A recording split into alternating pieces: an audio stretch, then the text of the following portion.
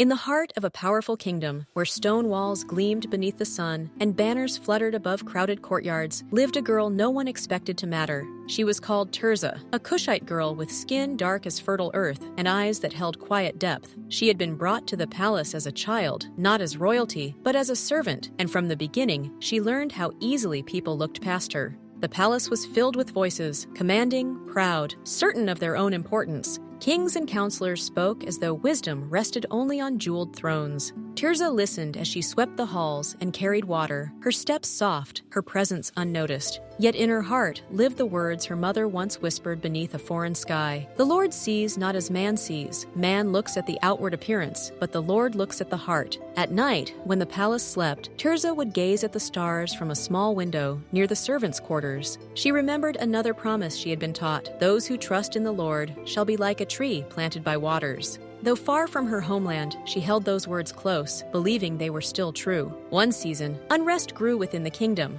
The king, powerful and admired, began to rule with vanity. He trusted only his own strength and dismissed counsel that did not flatter him. The poor were forgotten, justice bent beneath pride. The prophet's warnings were ignored, and the court grew restless beneath a false peace. Tirzah noticed what others did not. She saw fear behind confident smiles, heard lies hidden in praise, and sensed trouble before it was spoken aloud. Though she was young and foreign, God had given her discernment, a quiet understanding that felt like light in a shadowed room. Then came the crisis. Messengers arrived with news of a dangerous alliance forming beyond the borders. The king called for advice, and voices rose in competition, each seeking to outshine the other. Plans were bold, costly, and driven by pride. Tirzah stood at the edge of the chamber, holding a pitcher, her heart pounding as she listened. She remembered the words of the Psalms: "Unless the Lord watches over the city, the guards stand watch in vain." Before she could stop herself, Tirzah spoke.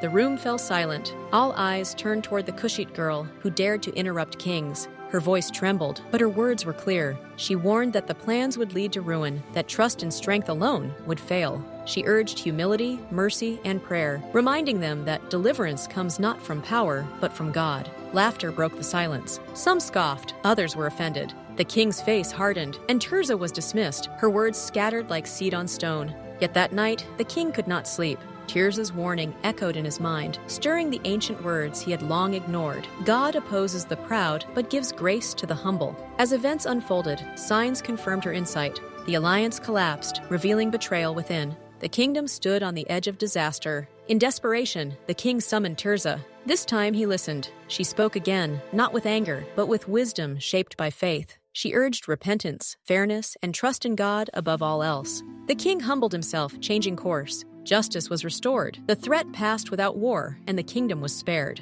In the days that followed, the court marveled. The Cushite girl had spoken truth when kings could not. The king honored her publicly, lifting her from obscurity and placing her among his trusted counselors. But Tirzah did not seek praise. She bowed her head, remembering the truth she had always known. The Lord raises up the humble and seats them with princes. Though she now walked among rulers, her heart remained gentle. She used her voice to protect the voiceless and guide the powerful toward righteousness. And the people learned that God's choices are not bound by status, origin, or appearance. For he had chosen a Cushite girl over kings, not for her position, but for her faith.